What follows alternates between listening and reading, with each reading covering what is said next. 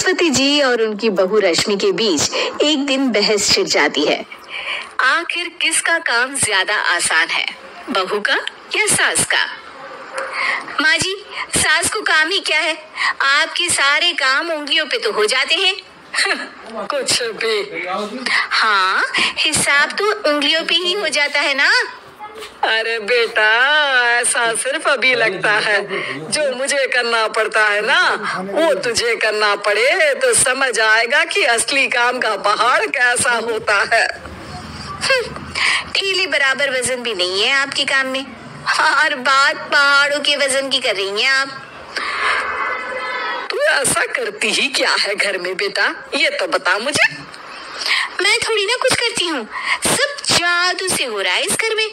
अरे एक दिन मेरा काम करोगी तो समझ आएगा। Okay okay, shut up. कल से मैं घर के काम करूंगी और तू मेरी जगह हर चीज का हिसाब रखना, ठीक है?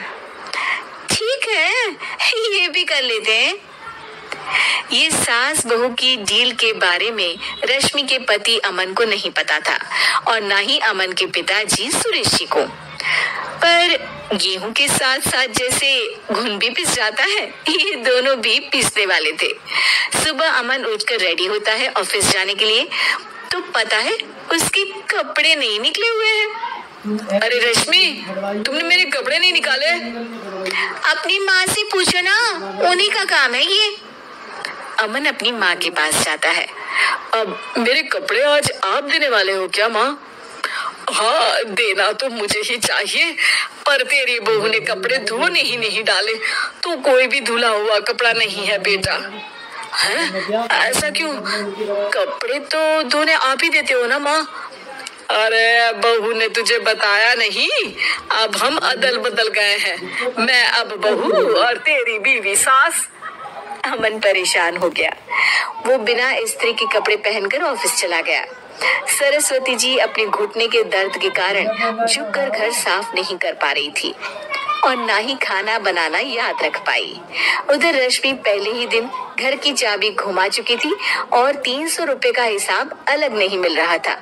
पर दोनों का ही घमंड कैलाश पर्वत से भी बड़ा था और दोनों ही खेमे एक दूसरे की बात मानने को बिल्कुल तैयार नहीं थे। शाम को जब सुरेश जी और अमन खाना खाने बैठते हैं तो सरस्वती जी उनके सामने गाजर और पपीते लाकर रख देती हैं। अरे माँ, ये क्या है? ख्याली पुलाव के साथ सलाद। माँ जी खाना बनाना भूल गई लगता है। अरे एक चमन्नी का हिसाब है मेरे पास, खाना बनाना कैसे भूल जाऊंगी? ये तो मैंने पढ़ा था कि फल फ्रूट खाने से सेहत अच्छी रहती है, इसीलिए ये ले, एक फल खा ले। रात को सुरेश जी और अमन अपनी मीटिंग बिठाते हैं अकेले में।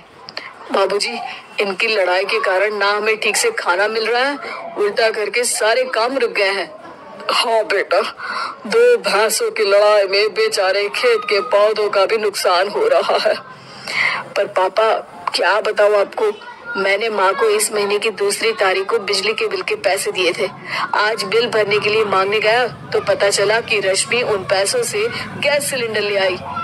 अच्छा, तो सिलेंडर के पैसों का क्या हुआ? अब सिलेंडर के तो कोई पैसे नहीं थे बाबूजी, हमारे घर पर गैस की पाइपलाइन लगी है ना। बेटा, इन दोनों का कुछ करना पड़ेगा, नहीं तो अपने घमंड के चक्कर में पूरा घर बर्बाद कर डालेंगे ये दोनों। अमन और सुरेश जी काफी सोच विचार के बाद एक निष्कर्ष पर पहुंचते हैं। रात ही को दोनों अपनी पत्नियों की अलमारी से नई साड़ी निकालते हैं और सुबह जब रश्मि और सरस्वती जी उठते हैं तो देखते हैं कि दोनों पति साड़ी पहनकर चढ़ाव पर सब्जियां काट रहे हैं। अरे ये सब क्या हो रहा है? क्या हो रहा है मतलब? आप दोनों अदल बदल हो सकते हो तो हम क्यों नहीं? अरे क्या मतलब? नहीं नहीं, मेरी भी बचपन से किसी की बहू बनने की इच्छा थी, तो आज से सरस्वती तुम बड़ी बहू, मैं मिडल बहू और अमन छोटी बहू। अरे लेकिन सब घर पर बैठ जाएंगे तो कमाएगा कौन? ये घर कैसे चलेगा?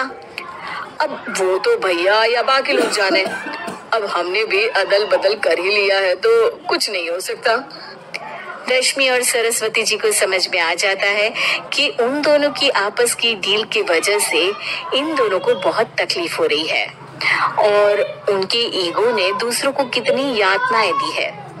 अब असल में माँ जी आप सही थी, सास बनना बहुत मुश्किल है।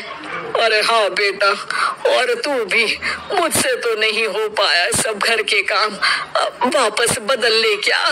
हाँ हाँ बिल्कुल माँ जी, और अब आप दोनों भी बदल लीजिए, कोई आ गया तो आप दोनों को देखकर क्या सोचेगा। अच्छा है, आप दोनों की समझ में ये बात तो आई, मैं फटाक से कपड़े बदल लेता हूँ। अरे रुक जा बेटा, एक फोटो ले लेती हूँ तेरी, मेरी बेटी होती तो तेरे जैसी ही दिखती साड़ी में। और मेरा फोटो नहीं लोगी?